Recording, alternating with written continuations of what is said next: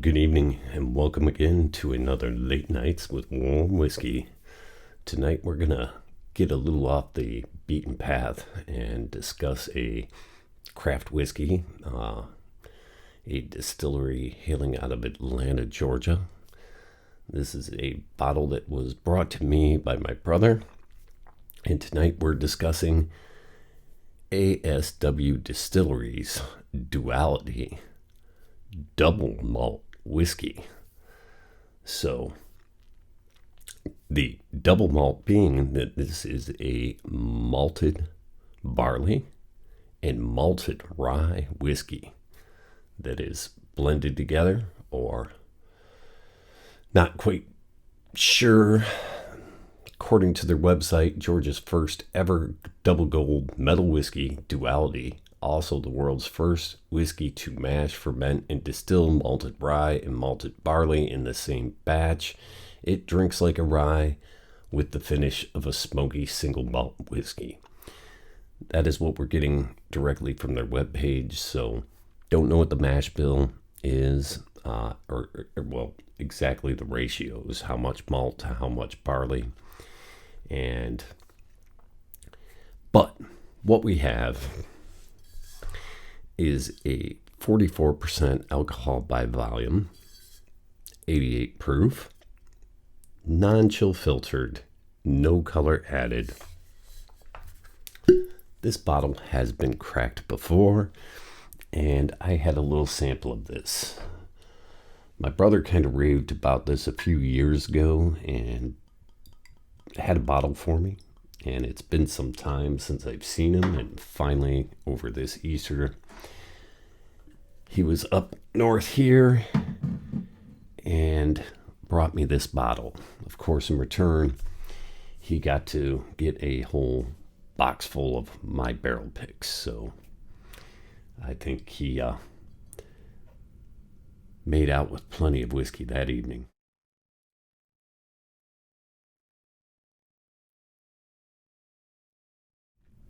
This is a really good example of somebody that's doing something really, really right and really good, in my opinion. The nose on this is fantastic. You do get the hints of rye, but there's something soft and something's changed about it. And then you have that combination of the malted barley. So you've got barley and rye, both malted, playing off of each other.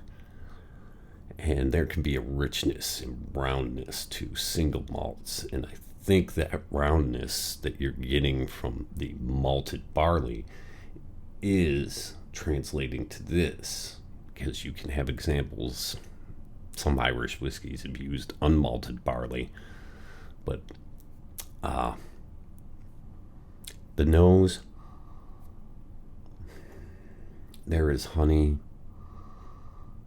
a wonderful spice, hints of a earthy, smoky note lying in the background, but just a wonderful bouquet for the nose. And it's really hard for me to quantify or put to words what's going on in this nose. I can give you the hints of what's coming on, but the combination of this is very unique. It can remind me in some senses of a Japanese whiskey, and in some examples Irish or a Scotch, but then there's that rye component to this. Let's go right in. We'll give you the tasting impression as well.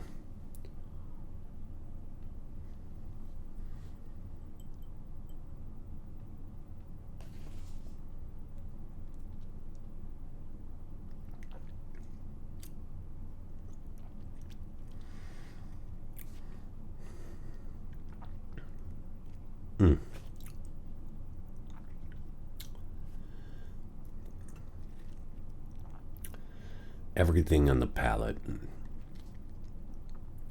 I was getting on the nose, and a really good, it's non-chill filtered, so even at 88 proof there's a really good mouthfeel. a really decent finish. It's still going, still getting, and I guess I can see at the end, especially now long after I've had that drink of whiskey, you're getting a finish that feels a little scotchy. Not the most intense. I like my Islas. I like peated, earthy, any of them. Ardbeg, Lafroig, Octomore, Bamore, of course. All the usual suspects. Nothing like that experience. And I would say to anyone that reads that and is scared, that has had a smoky scotch, don't be scared of this, because this is nowhere on those levels of smoky or pungent earthiness or what you would expect from an Isla scotch. But subtle, very pleasant afternote, or something drifting in the background over those honey. You get the rye spice, it doesn't come across as dill or some of the things, sometimes you can get cinnamon. There is a hint of like honey, cinnamon, fruits. Fantastic. It's a really good example of a distillery that's doing something unique. And if you guys can get yourself a bottle of this, not sure how far or wide they distribute. I do know they're not available here in the state of Ohio or Michigan. Don't know about neighboring states, but I give it a solid 2 thumbs up. Any of you guys in the local group, if you guys need to get a sample of this, I'll get you guys a pour at our next meet. Until then, school.